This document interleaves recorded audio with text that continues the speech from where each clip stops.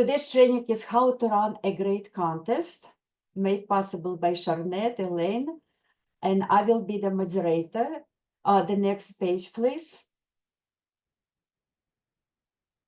And during today's workshop, we will focus on the international speech contest and table topic speech contest. For international speech contest, Charnette will share responsibilities of the chief judge, and Elaine will share the responsibilities of the contest chair. We will proceed with the Q&A questions. And before that, we will have a mock contest, how to run the international speech contest. Then we will proceed with the table topics contest. And for that portion, Charnette will share responsibilities of the chief judge, and Elaine will share responsibilities of the contest chair. And again, we will have a small mock contest. And then you can ask questions related to that portion of the workshop. We hope that we will learn something new, and you will bring your knowledge and share with all members of your club. Next page, please. So many of you heard from our district training that the club level contest already started. It will take place from January 15 through February 15. The club level contest can be conducted in person, online, or hybrid. The winner of the club level contest will proceed to the area level contest. And this is where the change to the speech contest happened on July 1st. Starting from area, division, and district level, all speech contests must be done in person. And I will repeat again. All speech contests above club level, area, division, and district must be done in person, and only club level contests can be conducted in person, online, or hybrid. Next page.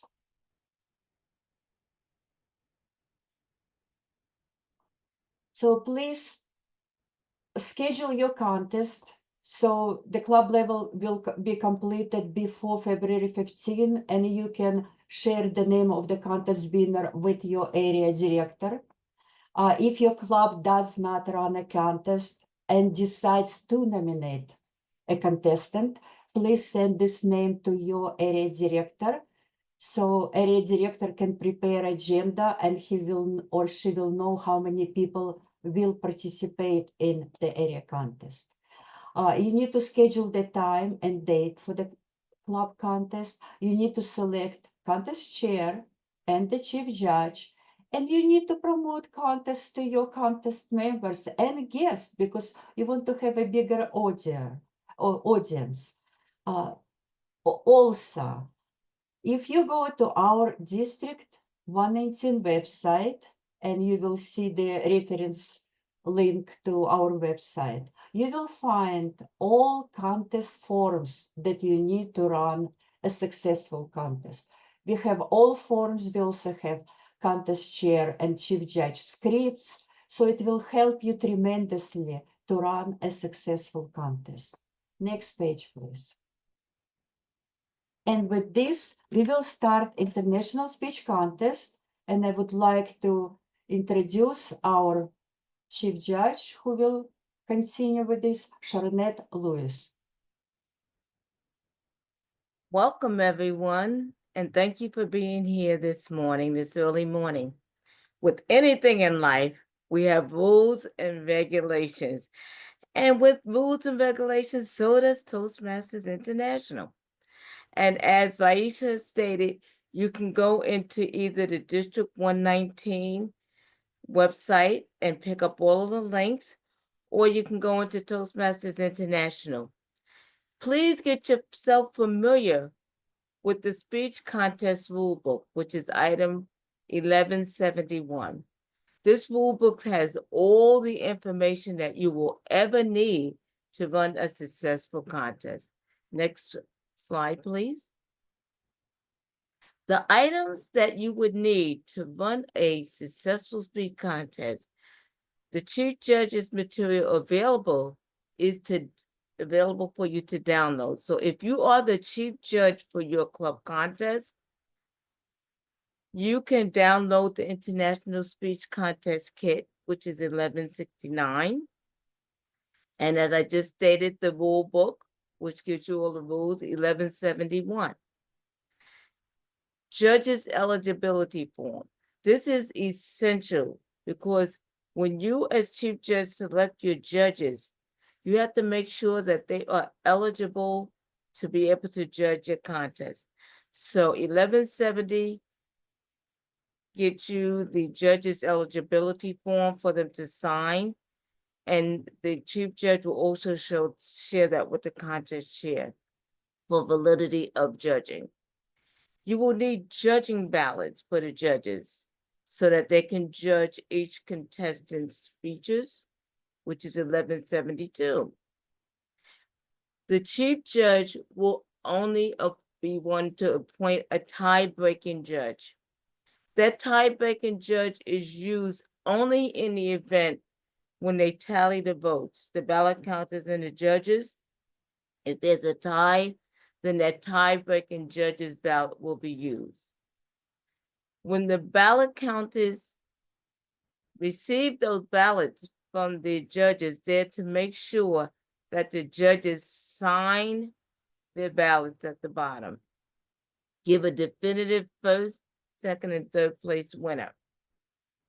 Sign your ballots and tear the bottom of the ballots and give that to the ballot counters. The tie-breaking judge will only give their results to the chief judge and no one else. That form is 1172A. Time is 1175. That report is for both timers where they will put in the time for each speaker. Both timers will fill out that report and it will be collected by the chief judge.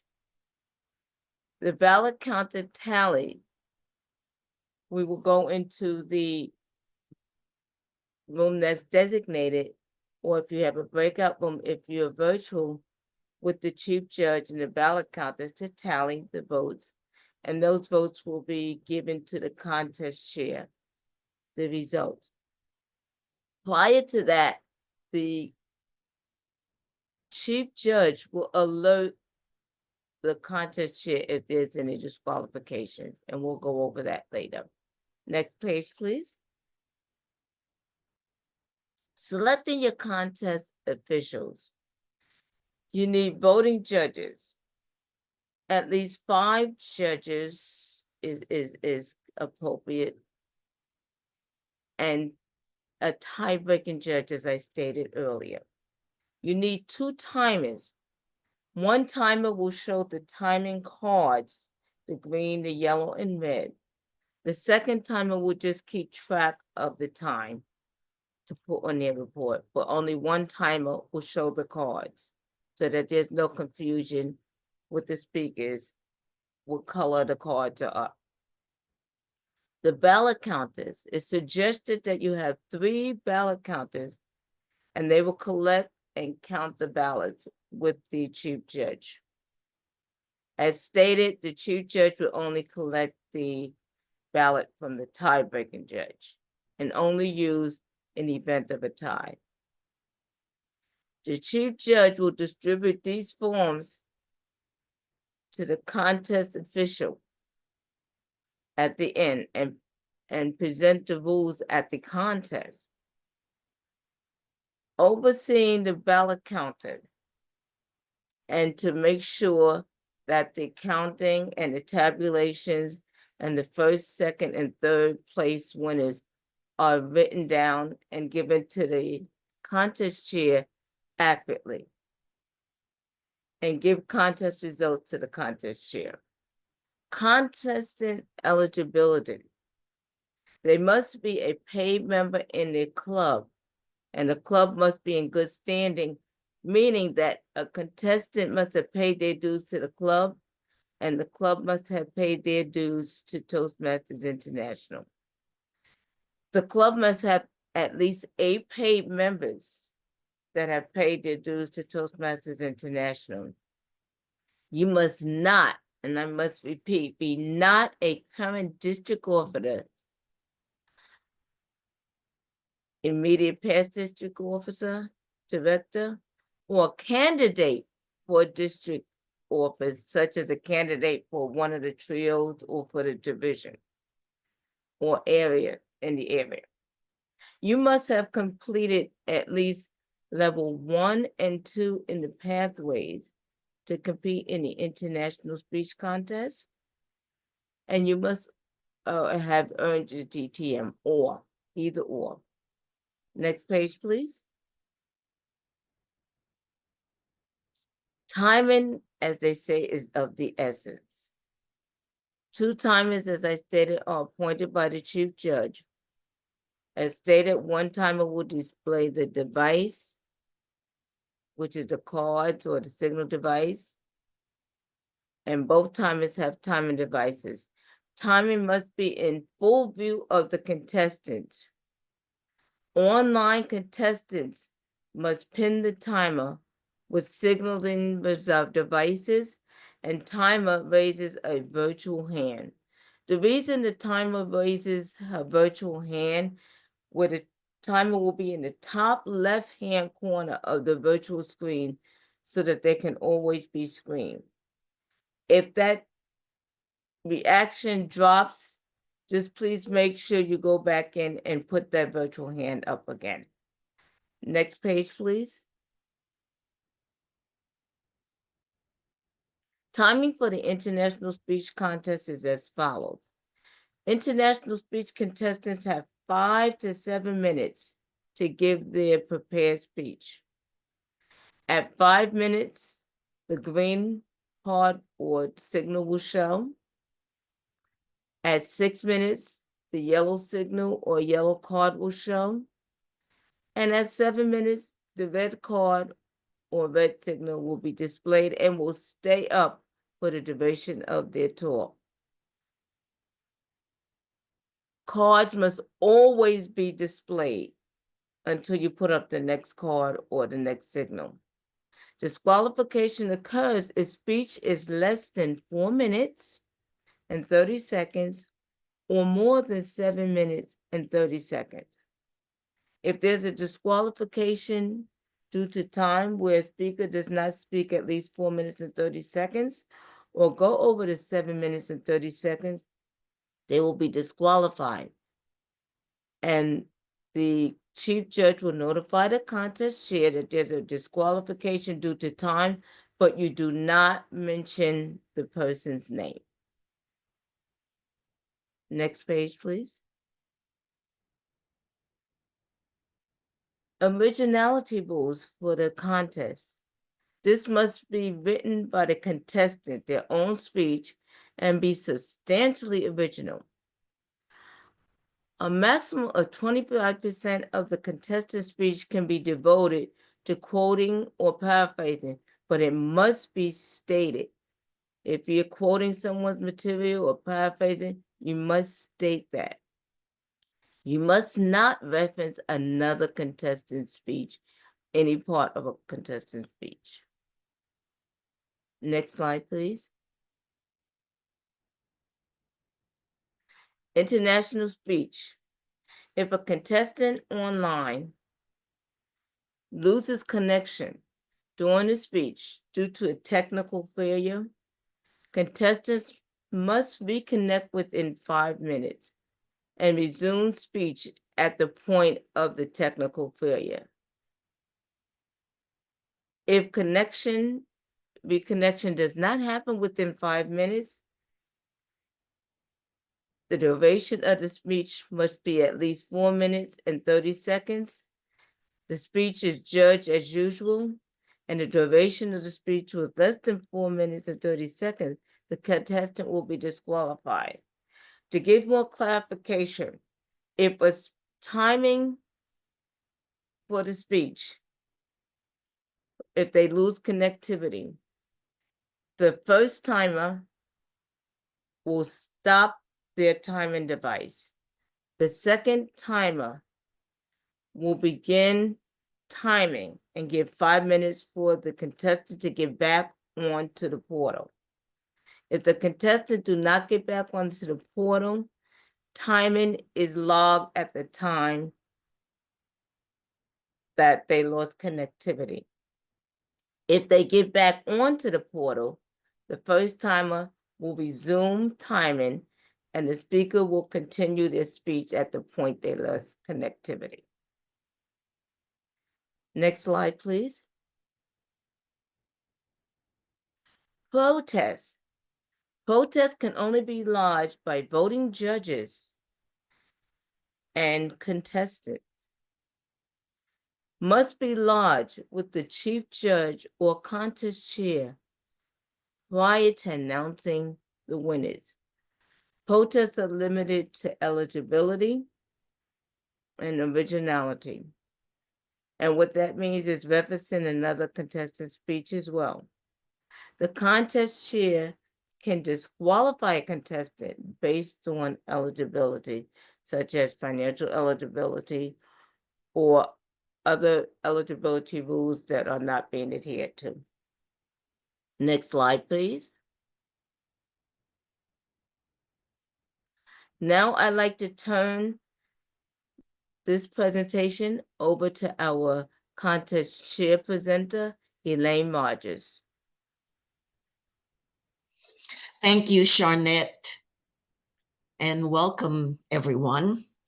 You've heard about the responsibilities of the chief judge, but now let's talk about the responsibilities. Oops, sorry, I didn't realize I wasn't on camera. The responsibilities of the contest chair, because there's a shared responsibility for the success of the contest itself.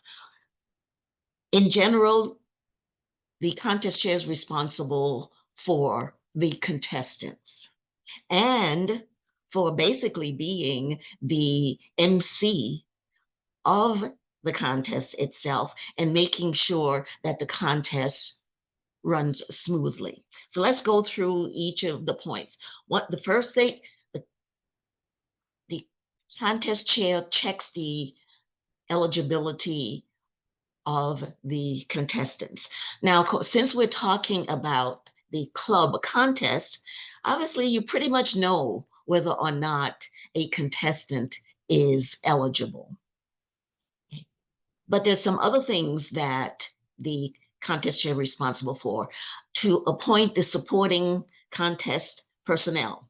For example, the sergeant at arms, the interviewer, and the Zoom master. Zoom master if we are, of course, if you're online. Okay. So these are individuals that you'll pick to make sure that the contest runs smoothly. Like the chief judge, contest chair has certain materials that are part of his or her responsibility. You also are responsible for briefing the contestants about the contest rules. Okay.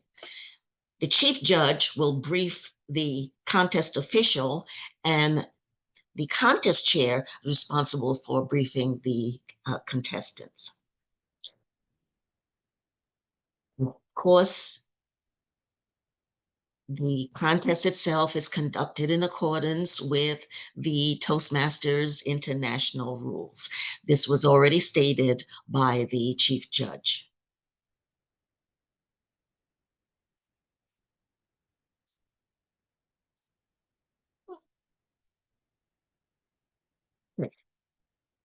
You're seeing two forms, or you should be seeing two forms on the screen, and we thought we would share that with you. One is the speech contestant profile and the speaker's certification of eligibility and originality. And you will make sure that contestants receive these two forms. The speech contestant profile usually puts down information because you're going to need that information for the contestant interview, which is done after the contest has, or after the contestants have finished speaking. So it's a good idea to get that information. The interviewee generally will use that information to ask questions about the contestants. But the speaker's certification of eligibility and originality definitely is something that you want to collect, because basically the contestant is saying, I'm eligible to be in this contest, and my speech is original. In other words, I wrote this speech and I didn't have someone else write it. And of course, what Charnette talked about, the originality requirements, that is no more than 25% of the speech can be taken from another source.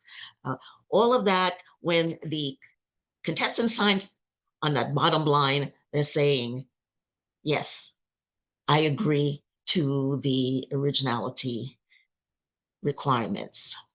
Okay, all right. So some other things that the contest chair does, now we're talking about the international speech.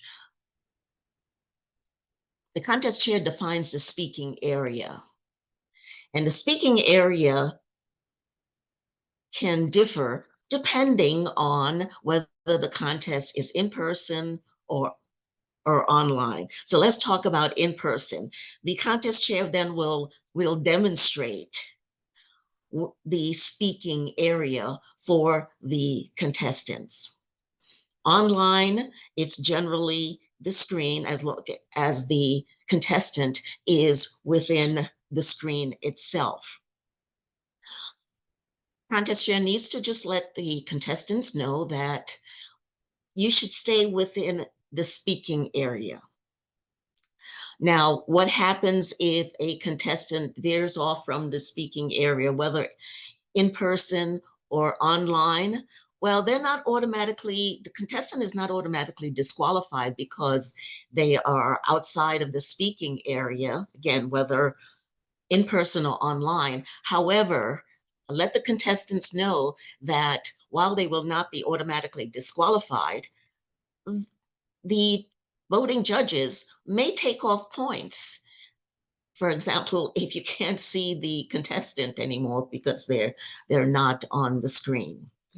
So definitely define the speaking area. Provide the order of the contest speakers.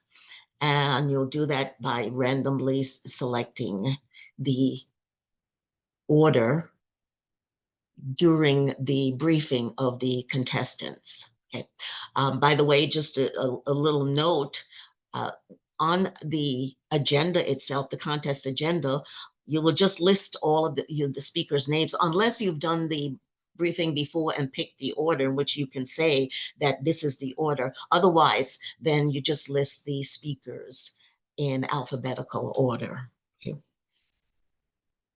At the contest, when you're introducing the speakers, you don't say anything about the speakers except for name, speech title, name.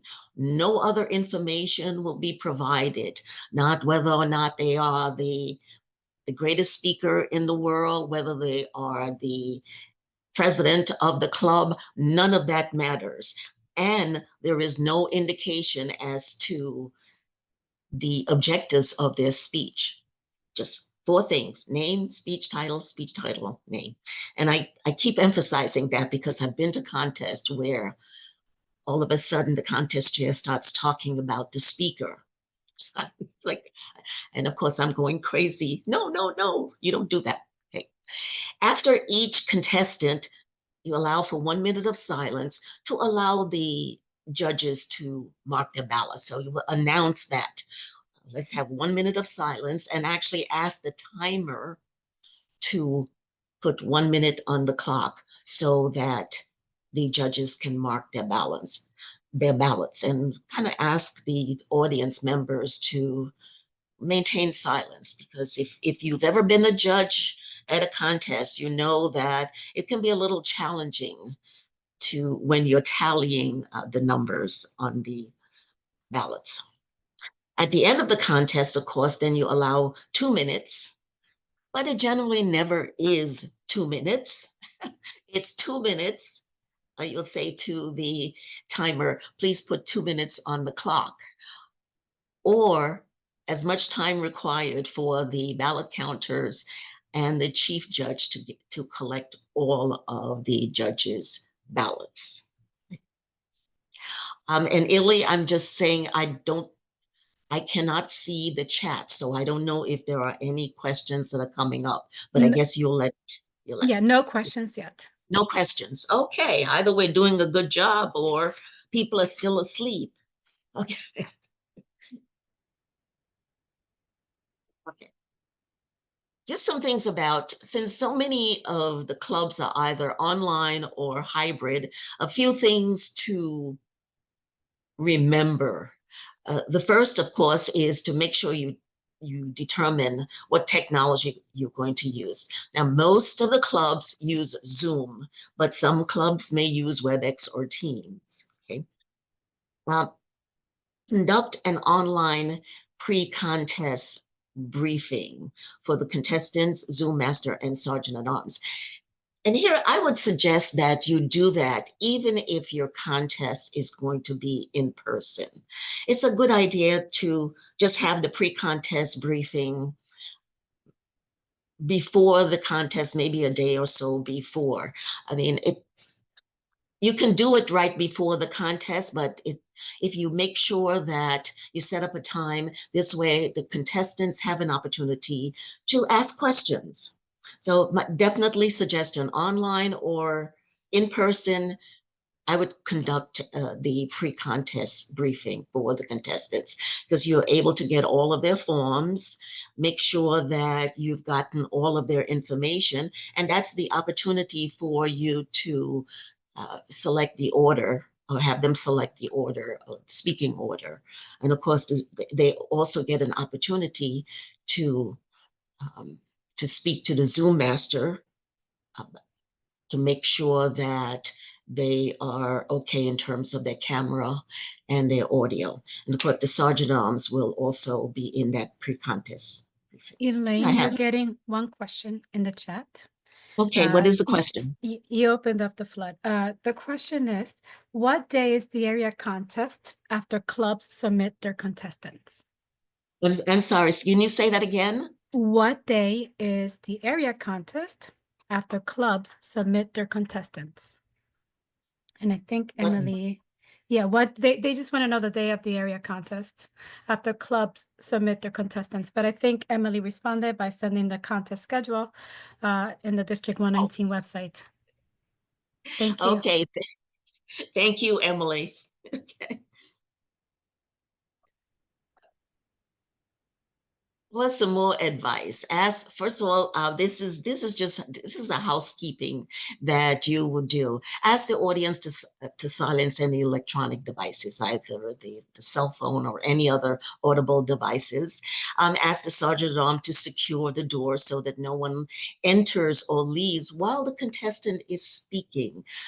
You want to make sure that the contestants are not distracted by anyone leaving the room or entering the room, because you want to give them the proper environment and the proper respect for their speeches. And of course, if we're talking, that's for in person. For online, have the Zoom master put the latecomers in the waiting room.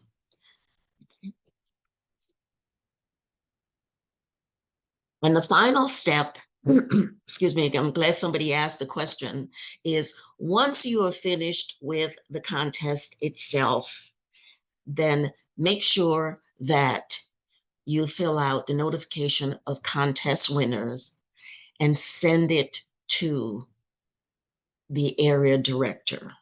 And you'll put down the first, second, and third place. If you have 3 people in the contest, put down their information, the name, of course, the club number, their email address, and a phone number. And make sure you send this to the area director. It will make his or her life much easier as they're trying to put together the area contest. If they have that information, they don't have to come to you and ask you, well, who won the contest? And it's important to put down first, second, and third if you have, or more, because if something happens to the first place, then they need to be able to contact the second place. Because that second place person will represent the club.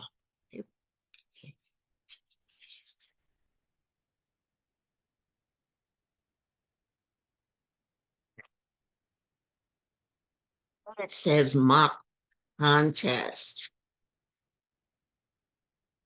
And let me say that. Is there a rule if the speech has to be the same, or can it be different?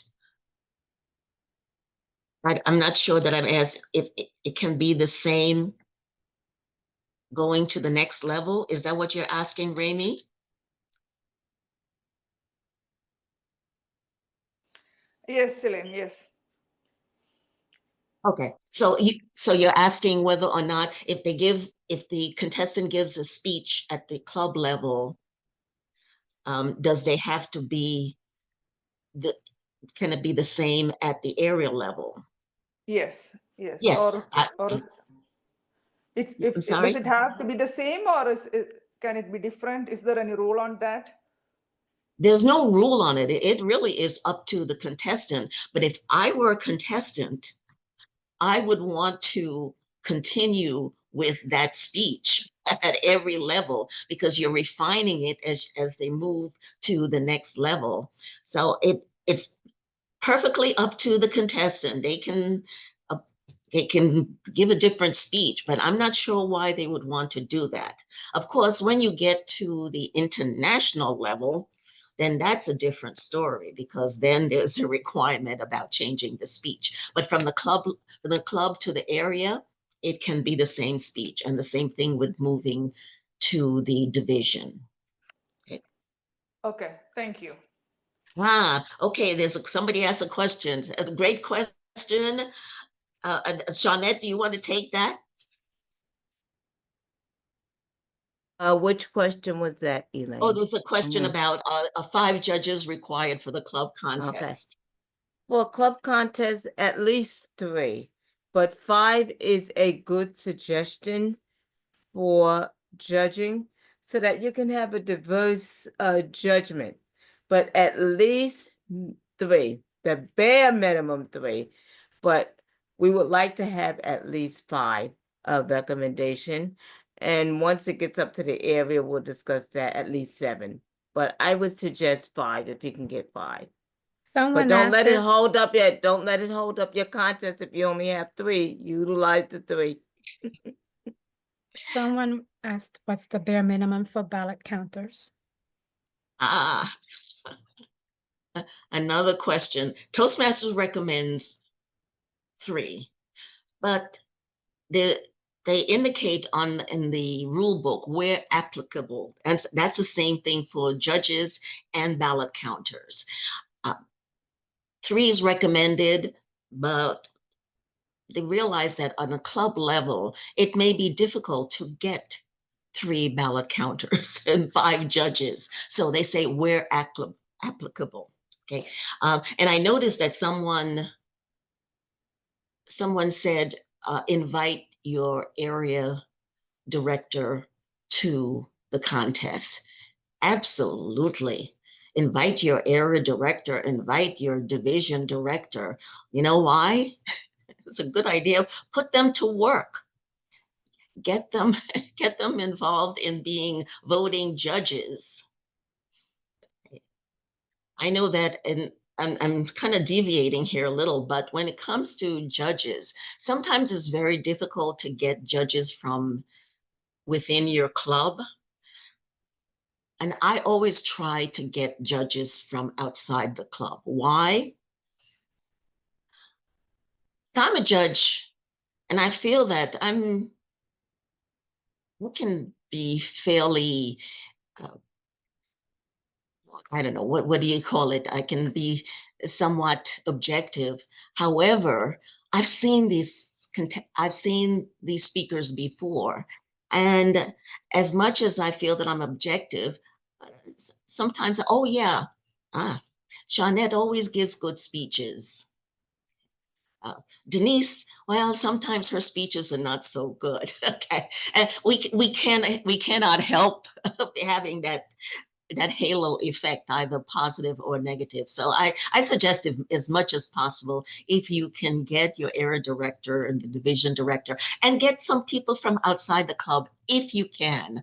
It's really helpful to have fresh eyes looking at your club contestants. Any other questions?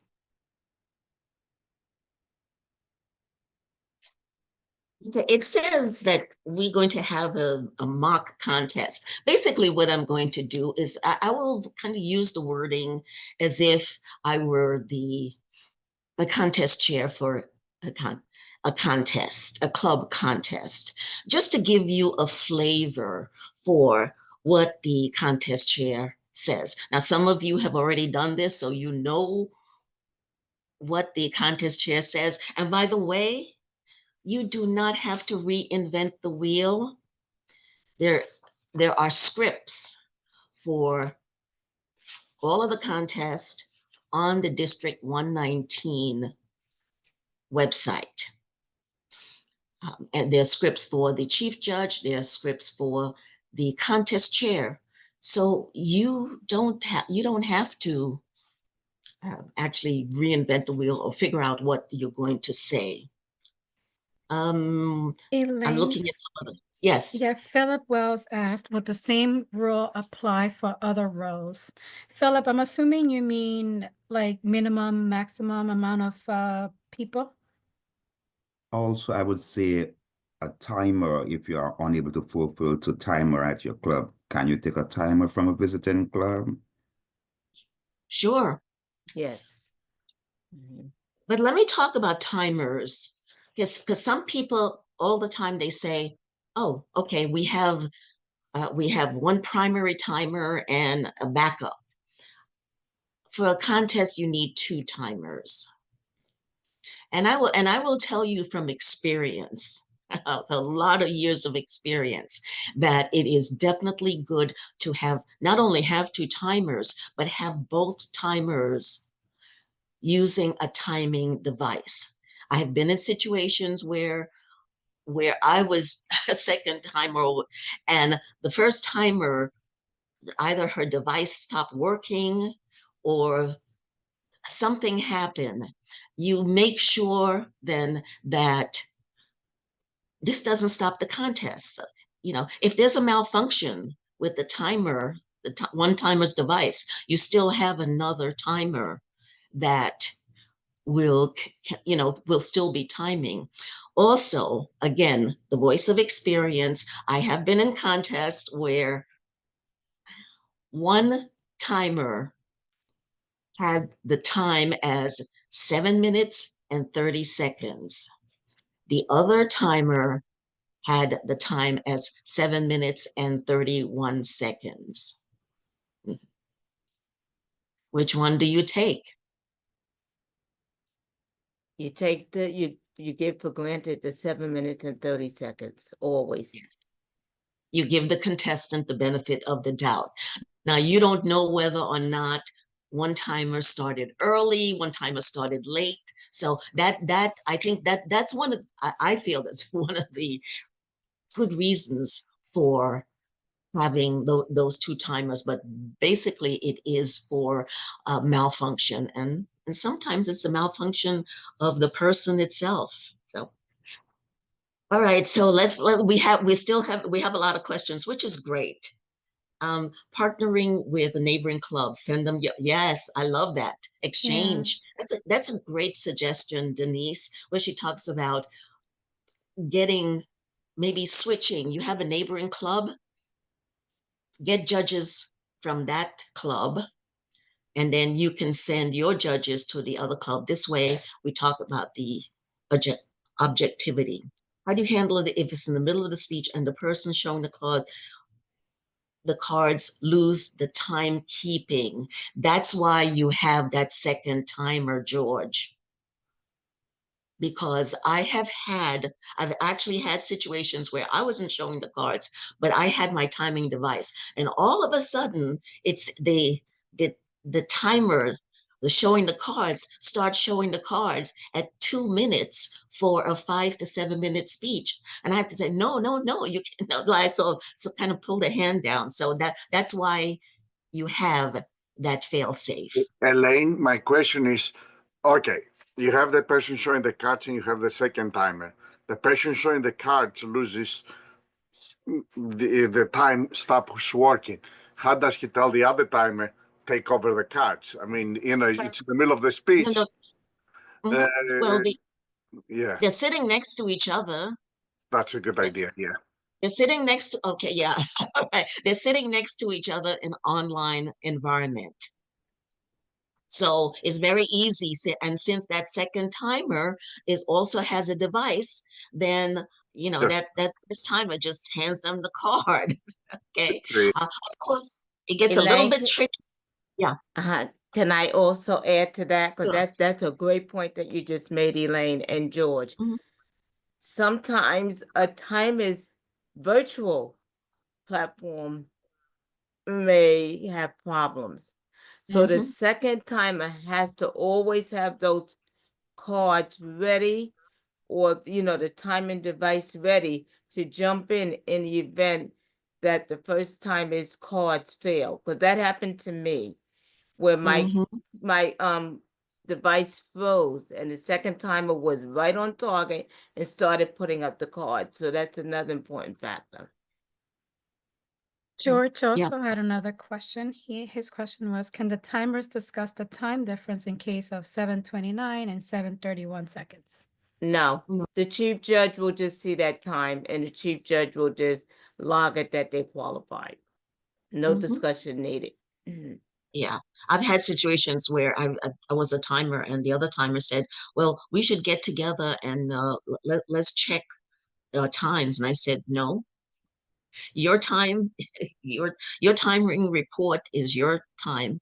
So the And chief judge will disqualify in that case if one is over and one is under? No. The chief judge will give the speaker the benefit of the doubt for the 7:29. Okay, thank you. And no discussion needed. That's the chief judge's discretion. That's why the chief judge is the only one that collects the timing report. Thank you. well, thank you for those questions, George, because it comes up a lot. And so I think that contest officials need to know how to deal with it. How are we doing for time, Illy? Looks like we're on Or I track. should say, Raisa. We need to move to the mock contest. I'm sorry? We need to proceed with the mock contest. Okay, let's go. Well, but I'm glad that the questions were asked because we got a lot of clarification. Okay, so I am the contest chair for the International Speech Contest, and we're not actually going to have a full contest. I'm just want to give you a flavor for what is said, and I will be having some pauses for times when I'm leaving out something, for example, when I'm leaving out the speech. So welcome to the International Speech Contest. Okay. The purpose of the International Speech Contest is to provide an opportunity for speakers to improve their speaking abilities and to recognize the best as encouragement to all. And it is the opportunity to provide an opportunity to learn by observing the more proficient speakers in our club. Okay.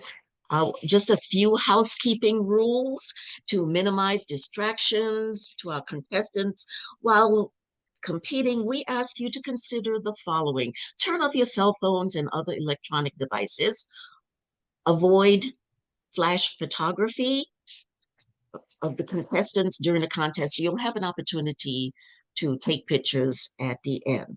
Once the contest has begun, the sergeant at arms will secure the door. Members of the audience are asked to refrain from leaving or entering the room. I will introduce each contestant by announcing their name, speech title, and name, no other information. And the order of the contestants was randomly selected in the briefing and is as follows. Contestant number 1, Raisa Serebrennik. Contestant number 2, Ili Popovits. So judges and timers, do you have the names? Okay. Timers, are you ready? Chief Judge, are the judges ready? Then we are ready to proceed with the International Speech Contest. We will make sure that we have 1 minute of silence after each contestant. And then at the end, we will have 2 minutes of silence for the judges to finalize their scores. Contestant number 1, Raisa Serebrennik. The name of the game, Raisa Serebrennik. At this point, I will turn off my camera and microphone, and Raisa will speak, and she'll give this wonderful speech, the name of the game. Then at the end of her speech, then I will ask for the timer to give 1 minute of silence for the judges to mark their ballots. After 1 minute, I will ask Chief Judge, do the judges need more time? At which point the Chief Judge will respond whether or not additional time is needed. Introduce the second speaker. Name, speech title, name. Once we come to the end, that's when we talk about the 2 minutes of silence for the judges to mark their ballots. And to pick the first, second, and third place winner. If we're in person, tear off the bottom portion and deliver it to the ballot counters. Once that process is completed, that is, and the Chief Judge and the ballot counters have all of the ballots for the voting judges, and of course the Chief Judge has the tie-breaking judge ballot, and they leave the room, then we call on the contest interviewer. Now, if you get someone else separate for the interviewer, you call them at that time. They will do the interview and present the certificates of participation to the contestants. And that certificate of participation, by the way, is in the contest kit that we talked about. So that, in brief, is the mock contest. And congratulations, Ili, for coming first place in the International Speech Contest. But Raisa, you still need to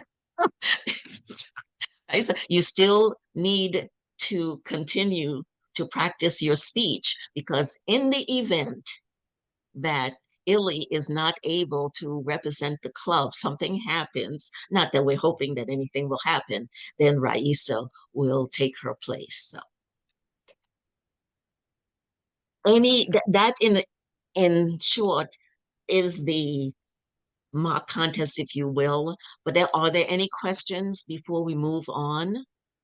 Elaine, I wanted to add, I am a speaker. When I finish my speech, I need either to say, contest, back to you, contest chair, or at least thank you, so the timer knows that you finish your speech. Good observation, Raisa. Absolutely. Because you want to make sure that that timing is accurate. So the timers don't know when to actually start timing because they don't know, did you start, did you stop? So it's always good to tell the contestants to make a definitive start, like Madam Contest Chair, and a definitive end. Thank you, Madam Contest Chair, so that the timers know when to start and to end. It's just the best practices. Many clubs ask, should we have a break between two contests? So it's up to the club. You can finish the first contest, for example, table topic contest. Then you may have 5 minutes break where members may get water or use the restroom. And then you will continue with the second international speech contest. Or you may decide not to have a break because you want to finish both contests earlier. Then you just proceed without a break. So the question just came, is there a agenda for a contest that I can use? I think we will create a sample agenda and share with the clubs. Okay. Yes, we will send that, as a matter of fact, after this session. We should have included that, but yes, we will send that to you. Again, you don't have to reinvent the wheel because a lot of this information is really all laid out either by the Toastmasters International or by the district itself. So and now, Shawnette, you want to proceed? Thank you, everyone. Now it's time for table topics. And table topics has rules and regulations just as in the international speech contest. It's a little bit different for the eligibility for some portions. As in international speech contests, they must be a paid member of a club, and the club must be in good standing. Dues must be paid to world headquarters, and they must have at least 8 members paid in their club. They must not be, as stated before, a current district officer, international past district officer, or candidate for division district office. Next page, please. Here are some kits that you can look up to do your role successfully as chief judge in the table topics contest. The 1169 table topics contest kit gives you the full information about the rules and regulations about table topics. 1171, as I stated, has the speech contest rule book. Your eligibility in 1170 gives you also the table topics information. You also have to have tie-breaking judges as in the other contests. You need your judging ballots as well, a specific table topics judging ballot. And it says it at the top of the form, table topics judging ballot. That's the one you're going to use for table topics because they have different points of voting under the table topics. You have your timers report ballot. You have your ballot counter tally sheet for your ballot counters and your result forms to fill out. Next page, please. Timing for table topics is a little different. Table topics contestant must speak from 1 to 2 minutes. A green card will show at the 1 minute level or the signal. The yellow signal card will show at the 1.5 minute. And at 2 minutes, the red signal card will show. A contestant must speak a minimum of 1 minute when they see the green light or card, and no more than 2 minutes and 30 seconds, or they will be disqualified without any a verbal notification. One thing that's important with the time is that the only signal that the contestants are given are the cards and the lights. There's going to be no other indication with signals, so we have to be careful with that. Only the lights and cards will be their notification for their responsibility to keep track of the timing. Next slide, please. The special timing rules. Online table topics rules. If a contestant loses connection during the table topics response due to technical failure, if the duration of the speech was at least 1 minute, the speech is judged as usual, that they spoke at least 1 minute. If the duration of the speech was less than 1 minute, the contestant is disqualified. I want to read that again so that there's no problems with understanding that. If the contestant loses connectivity and they spoke at least a minute, they qualify. If they lose connectivity and they have not spoke at least 1 minute, then they will be disqualified. Next slide, please. The materials are available to download from the TI website. As stated, the table topics contest kit, which is the 1169 TBL. The rule book as usual. The certificates, 5, 10, A, B, and C, first, second, and third place winners certificates. 510D is the certificate of participation for all the contestants. The speeches eligibility form, which they must fill out. There's no title for their table topics, but they must fill out a form that they're eligible to participate in this contest. Their profile, so that the interviewer will have some information about the contestant for the interview.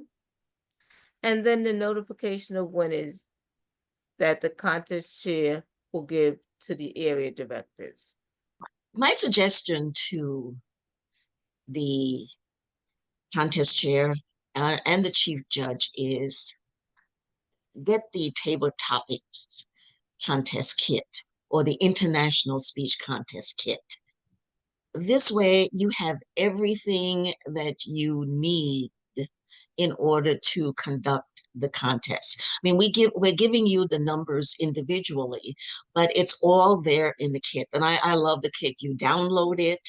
You do have to probably unzip it because it's zipped. Get somebody who knows how to unzip it if you don't know. And you have everything, absolutely everything that you need. So all of the things that are listed here as part of that kit, not only for the contest chair, but also for the chief judge. Make your life easy. Okay. So let's go for the table topics procedure. What happens in table topics? Excuse me. All contestants will receive the same question.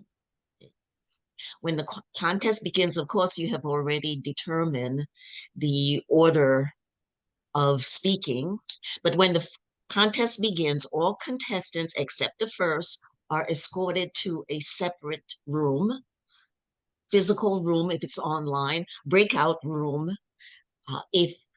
physical room if you're in person, breakout room if you're online, and then they're done by the sergeant at arms, and the sergeant at arms knows the order that you're supposed to bring in each contestant.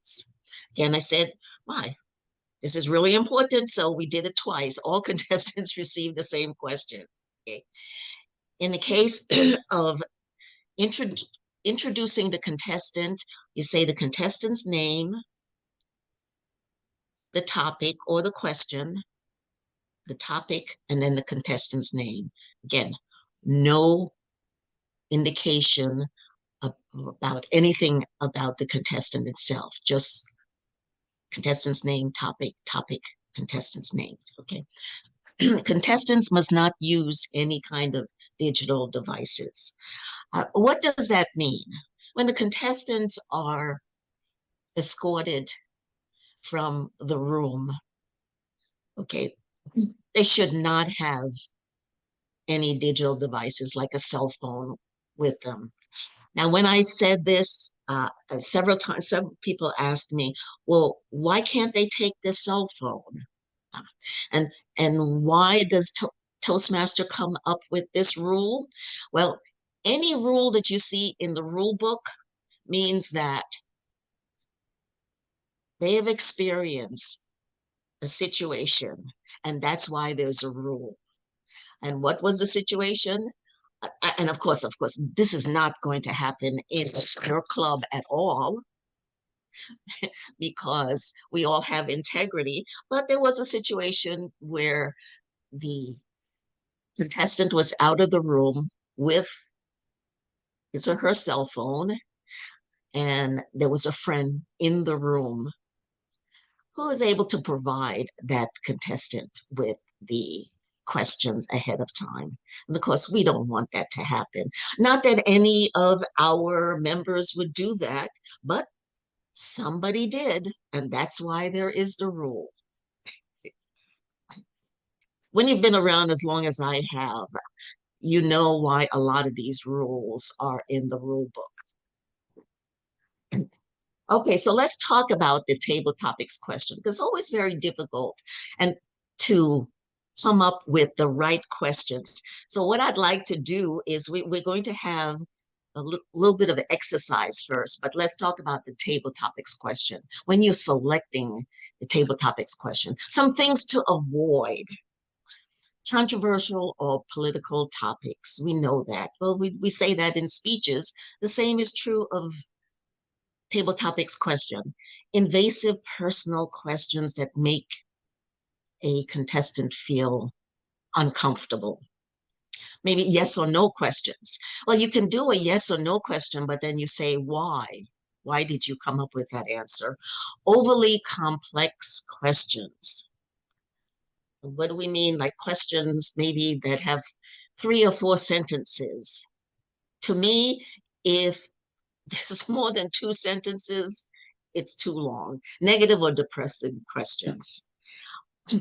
Questions that require technical or specialized knowledge, or questions that are somewhat vague.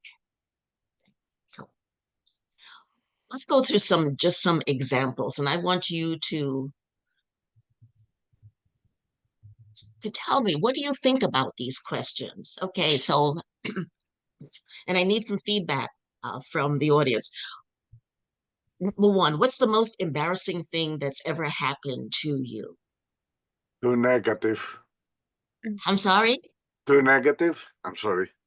Yeah, I think I agree. It's a little bit negative. Some people can handle it, but for some people, it may bring up some negative thoughts. So I would not say that.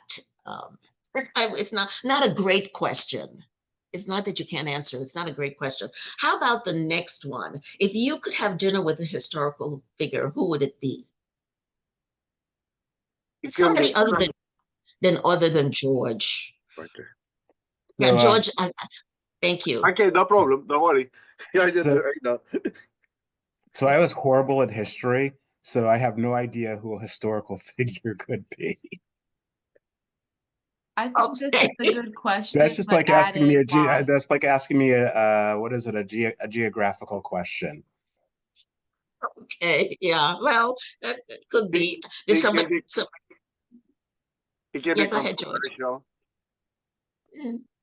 Could be.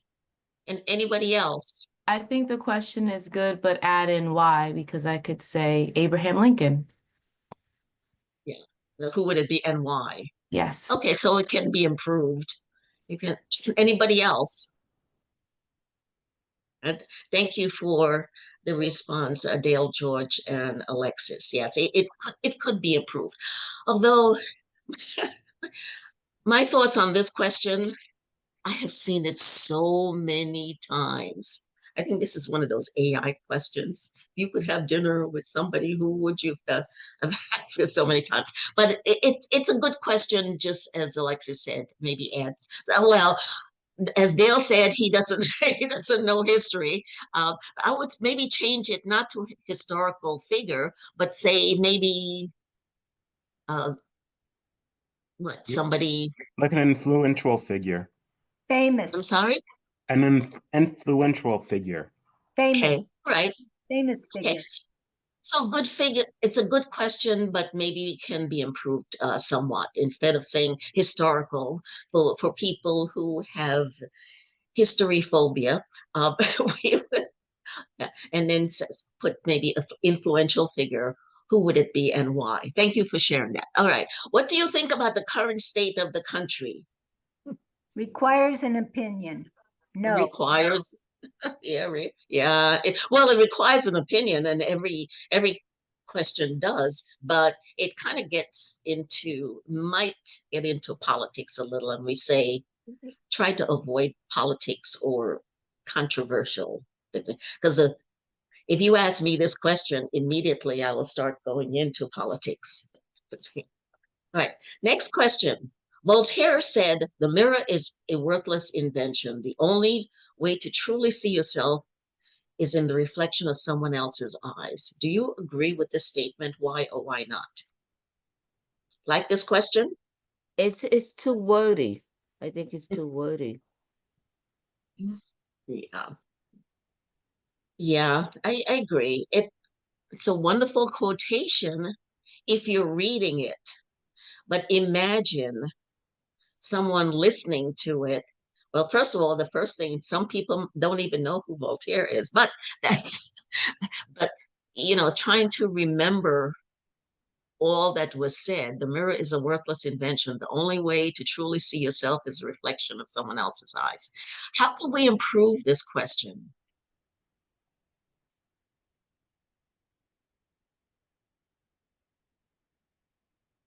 You could restate it not in a quote. Like, do Okay. you feel that you should, that it's helpful to reflect how other people see you? Yeah. I would say it was said that the only way to truly see yourself is in the reflection of somebody else's eyes. Do you agree with this statement? Why or why not? Might be a little shorter. Thank you. And anybody else? Any other Yeah, thoughts on this? yeah, this is Dale. I would have probably just said, why do you agree with this statement, right? So that way it would force them to either agree with it or not to agree with it, and kind of test them a little bit. But if you say why, isn't that asking them to? But that sounds too much like a yes or no question. No, because what happens is that's just the question, right? So it gives them in a different way also the opportunity to pivot should they choose, right? So they may say, oh, by the way, I don't decide with this. What I don't agree with this. What I agree with is blah, blah, blah. Just my opinion. Okay, that's why we say why or why not. That's good. Okay. Oh no, I don't give people choices. Oh well, I think you have to. You have to in a contest. You would have to. Okay. And you're probably when you're thinking about table topics in a meeting, you may want to use that approach. When you're talking about a contest, I think you want to give them a choice. Okay. Okay. Next one. If you could live anywhere in the world, where would it be and why? What do you think about that question? I think that's a question that's been heard so many times. So many times. It's not thought-provoking. Yeah, you should make it more specific. Well, that's funny because I like this question. I agree. I like this question too. It seems like it could go anywhere because there's so many places in the world. It's an actual question that was used in a contest. And when I first heard it, I said, boy, that sounds so simple. And I was surprised at the responses that were given. But then, this is a matter of opinion. Some people feel that it's too simplistic. I definitely don't use this because we've used it before, but I thought that it was a good question, but some people disagree. So. And how about the next one? What's the best piece of advice you've ever received? No, I like that one. It is good, but you might want them to add something to promote discussion, because an opinion can be like 5 seconds, and they might. I mean, there are more that they have to speak for a minute, but still. Hmm. I think it's still too simple. You need a little bit, be either very short or very long. Mm-hmm. Yeah. Well, do you have any suggestions on how you would beef it up, George, to make it more appropriate? How will you apply it? What's the best advice and how you apply it, or something like that? Okay. Something that George just said I thought was good. The best piece of advice. What is the best piece of advice that you received and you applied? Okay. Okay. All right. You might, Thank I you. think it would be interesting to add a qualifier, like best piece of advice from a teacher or from a boss or from a stranger. And that adds a little more of a challenge to this. It is a contest after all. Okay. All right. Some good suggestions. Okay. Emily also wrote in the chat, another overused question is, where will you choose to go on vacation? What is your favorite vacation spot? And where do you dream of going on vacation? So all things vacation. Yes, yes. Excuse me. Another one is if you could go back. Elaine, someone asked if you can adjust your camera, because if you can I'm pull sorry. your camera down some. Okay. Am I not? I can't see myself. I'm sorry. Good. Thank you. Another question that's asked too often is if you can go back to your 18-year-old self, what advice would you give? So that's been used and used. Anyway, the whole purpose of this exercise is to get you to think about the questions that you're going to ask. And if you were the contest chair, then you know that it really is not that easy. But just remember when, excuse me, when you're thinking about a question, just remember the guidelines about asking those questions. And maybe you might even want to get to talk to someone that you trust if you're having difficult time with it. Okay. Thank you all for participating. Okay. And once again, at the end of the contest, I know I sound like a broken record, but please remember to indicate the first, second, and third place winner of their table topics contest. So you will have, if you have two contests, if you have the international speech and the table topics contest, then you'll have a form for the table topics contest and one for the international speech contest. And you send both of those to your area director. They would really appreciate it. Okay.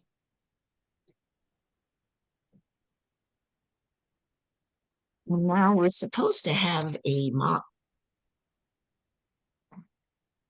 table topics contest, but I would suggest that we just go into the question and answers. Excuse me, because I'm losing my voice. Raisa? Yes. I would like to bring up eligibility. A few days ago, I was a trainer during the TLI club officer trainer, and I was also discussing upcoming speech contest. So I asked the officers when they're planning their speech contest and if they will have a contestant. And one club told me we will not be able to have a club contest because we have only 7 paid members. So it's very important, even if your contestant is a paid member, your club also must be in a good standing. What this means is that at least 8 members must be paid for a club to be in a good standing, so contestant from your club could represent your club at the next level. This is very important also because we are getting closer to the April renewals, and you will have your contestant who, let's say, won the area contest. At the next level will be a division level contest, but the club renew dues only for 7 members. That means that your contestant will be not qualified to proceed and compete at the division level. So please ensure that every club renew their membership dues before April 1st. Right. And Oh, sorry. yes, please go ahead, Paula. Yeah, there Hila. was a question in the chat. I wasn't sure if you wanted to answer that now. By Jorge, is it Jorge? He Yes. asks, what is the eligibility criteria for ballot counters and timers at club contests? And the second question is, can former members or guests be leveraged to fill these roles with paper training and tools, proper training and tools? Yeah, as of this year, every person who, even a test speaker or any contest official, they must be paid members. They can be from any club, they can be visiting Toastmasters, but all contest officials must be paid members. I also posted in the chat a little bit earlier, international contest kit for the international speech contest and for the table topic contest. There is a link you can copy, and I also copied a draft of the agenda you can reuse for your club.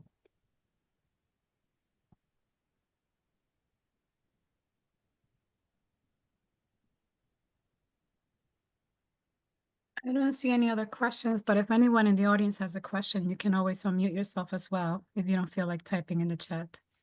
Yeah.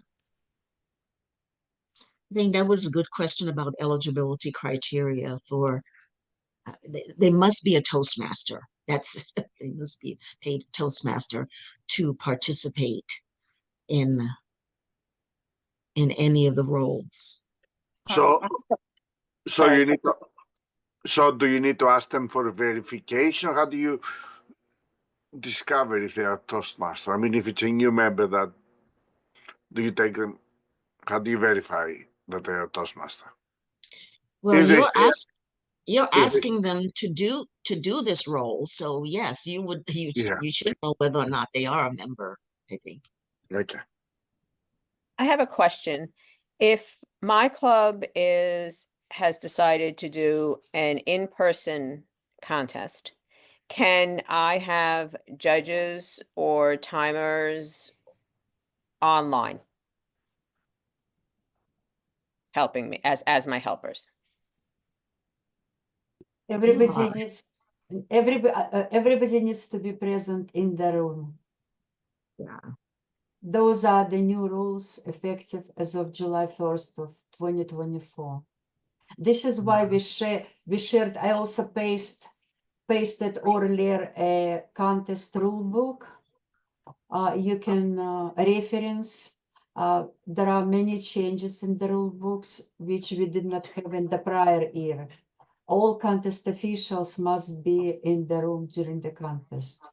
And another thing, if you brief if a contest chair briefs the contestants and the chief judge briefs the contest officials, only those people can brief. you cannot delegate a briefing to your area director when you are a contest chair or when you are a contest chief judge. You may have your area director being or playing role of the contest chair, then there are no exceptions.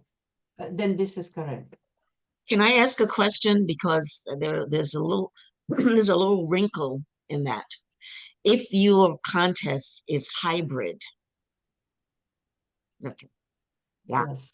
So now your excuse me, your platform is in person and it's online.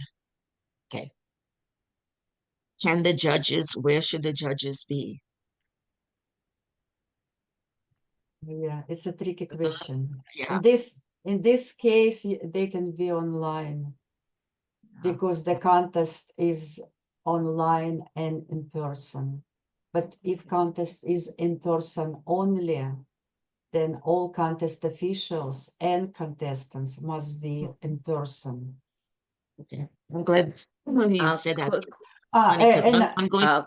yes, Yeah, another thing, yeah, another thing I wanted to add, because many clubs may have contest online only. We know that we have members of the club from different cities, even from different countries, and they will compete at the club level through Zoom. Please know that area level only in person. If somebody is a winner and that person lives in California, and this is the person who will represent your club, they must be at the area level in person. Unfortunately, those are the new rules. Therefore, you need to explain this to the contestants in your clubs. Laisa and Yes. Elaine and Denise, also in addition, if you have a hybrid and you have judges online, like this person online and in person, the chief judge and the contest chair have to be very proficient in how they're handling the collection of the ballots, knowing how the chief judge is going to receive and how the ballot counters are going to receive the results and getting them back to the contest chair if the contest chair is in person or whatever. So that has to really be very directed and worked upon with the contest chair and the officials, how they're going to handle that. And thank you so much, Arnett, for bringing this up, because what can happen, the club may decide to use the chat and judges will post their results and everybody in the club will see it. What you can do, you can email all the forms or the results to the chief judge, or you can create a chat group on your phone prior to the contest, test it, and every judge will send their ballot to the chief judge in that group. So nobody except contest judges will be members of that chat group. Exactly. Because they may accidentally hit send to all in a chat and you don't want that. Thank you, Yes. Laisa. Yeah, and thank you for bringing this up, Sharma. I mean, One- we a couple of points. I mean, we've run contests through Zoom, and as far as I know, to everyone that I participated, the judges created a group where they exchanged the ballots. But my question is, do we need to keep the ballots? Do the judges need to keep the ballots as for an audit reasons, or can they be thrown away after the contest? Yeah, what I did, I used my phone to take picture of my ballot and I sent to the chief judge. Okay. This is how I personally did. The answer is you're supposed to. Toastmasters rules is that if you are the chief judge, whichever way you're doing it, whether or not you're getting the information via text or WhatsApp, you're supposed to keep the results or paper. You're supposed to keep those results until the next contest. That's always been the standing rule. So whatever you do, you are responsible for maintaining what was sent to you. Personally, I don't like text because I tend to delete my text, but you can't do that. You're supposed to keep it because in case anything happens. To go back to the online contest with a club that has members from outside the area. If the club wants to hold a contest and the first place winner is from out of state, and even the second place winner is from out of state, but the third place winner is local, will the third place winner therefore be the person who they will send to the area contest? Yes, because by rules, if the first place winner cannot attend the contest, the second place winner will represent. If second place winner cannot attend the contest, the next in the next in line winner will represent club at the contest level. Mhm. Thank you. One of the excuse me, I've had situations where a contestant says, I'm going to be in the contest, even though they know that they cannot attend the area contest because it is in person.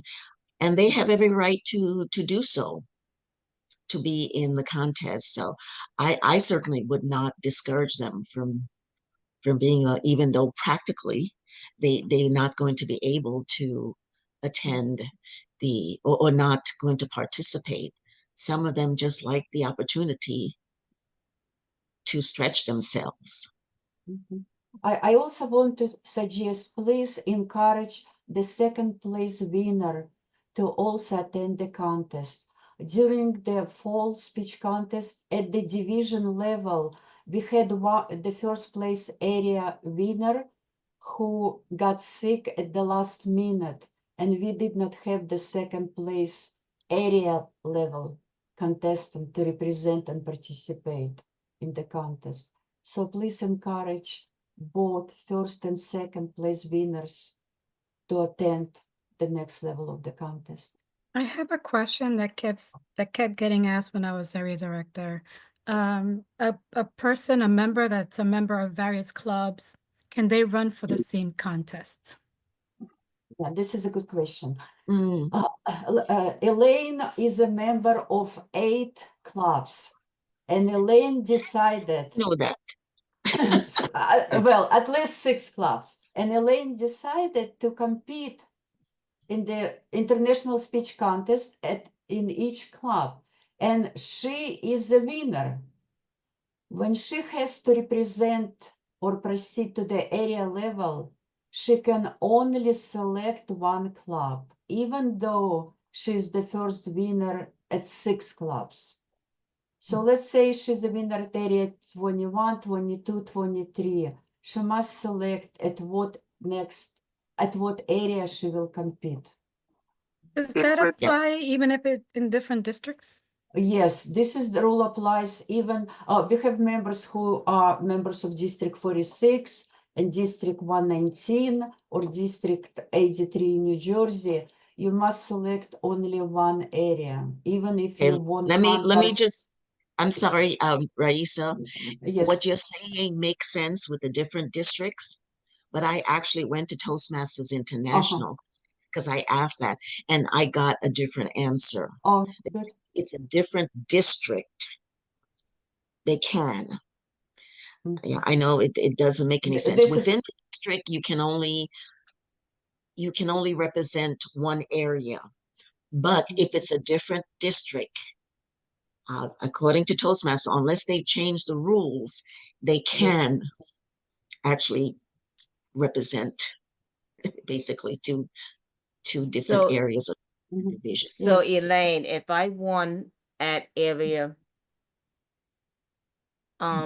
in District 119, and I'm part of District 83 as well. So I could represent and one at both of those areas. I can participate at both districts. That's what they told me, because I asked them specifically. I mean, we can go back and really confirm, but I was surprised also, because to me, you should only be able to, in a sense, represent one entity, but I was told it's a different district. Yeah, the problem is if you advance higher up, what happens Yeah, at the next I- level? Do you face yourself? Even if you're different division, I mean, different regions. Mhm. If you can be in different regions in person, what happens? I think we should ask that question again. I Yeah. I asked it Yeah, last. that is I asked it before, and I was surprised with the answer. But maybe we need to clarify it again. because I belong to clubs in Greece. If I participate there, can I go up to the district? Yeah, I think as Elaine said, we will reach out to educational team because in the past you could only represent one time. You have to decide area even if you won into different districts. So this just confirms that the rules were changed. And to circle back in the scenario that you were given, so the 6 clubs that Elaine came in first in, and she chooses which club she's going to represent in the area, and then the second place winners for those other 5 clubs then become, in fact, the winners of her contest. Correct? Oh, correct. Yeah, for the clubs which she will not represent, the second place winner will be considered as a winner and he will proceed to the area level. So Elaine, you better win in all 6 contests. So, do we have questions from anyone else? I mean, that's. Do we want to just briefly speak about something that doesn't happen a lot at these contests, but about the use of props?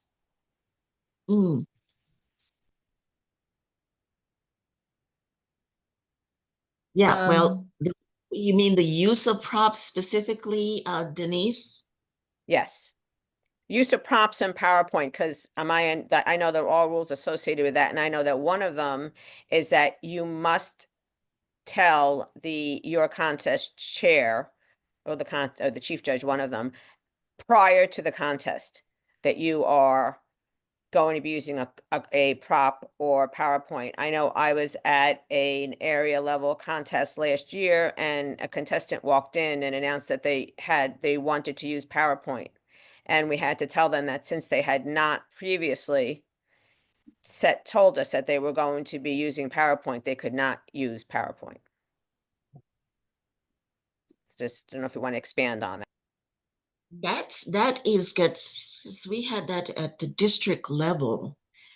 And one of the issues about that is that that person was asking us to use the district resources for them to present PowerPoint. And my thought was, no. You cannot do that. Or somebody wanted us to show a picture on there, and we said, no, you're responsible for your own props. That's the key. And yes, they should tell the contest chair before the contest. I assume props means external boards or power presentation. Doesn't mean if they want to come up dressed as anything, as in a uniform or something like that, correct? Yep. No. It's anything outside of themselves. Yeah, they should tell her. And by the way, as a contest chair, and this is more key towards the area and the division contest, is that contest chairs need to determine, make sure that they know that a person is going to use a prop, because if there's any props that have to be set up, they need to have that done in the 1 minute of silence. So the speaker cannot take additional time to set up their props. So that's why it's important as a contest chair for you to find out who has props, and if so, work with perhaps somebody in the room to make sure that it's set up in time, because you cannot, you should not, I should say, you should not delay the next contestant in order for a speaker to set up his or her props. Yeah, and it does state that in the rule book that, first of all, as Elaine said earlier, the contestant is responsible for their own clubs. It is not for their own props. It is not the sergeant at arms. The contestant is responsible. And if the contest chair goes over the setup of the props and deems that it is taking too long, they are allowed to say, I'm sorry, you cannot use props. So again, this is in the speech rule book. I know that the speech rule book has a lot of pages, but I will tell you, it is so easy to navigate. It's most of the sections are very, very easy to understand when you read them. So I really recommend that you refer back to it often, because you will, once you get used to the layout, you'll be surprised at how much information is in there and how easy it is to understand. Denise, I'm glad you mentioned that, because something else, the contest chair must ask the speaker if they want to be recorded prior to the contest, so that they know that they're going to be recorded. So that's one other thing, that if a speaker wants to be recorded, they have to let the contest chair know that they want this presentation recorded. Is that for online? Is that for an online? Yes, for club contests, which a lot of them will probably be online, correct. I just want to interject for a second. I dropped a link to the evaluation for this workshop. So before you drop off, if you guys kindly can just fill it out, I'll be so appreciative. And thanks again.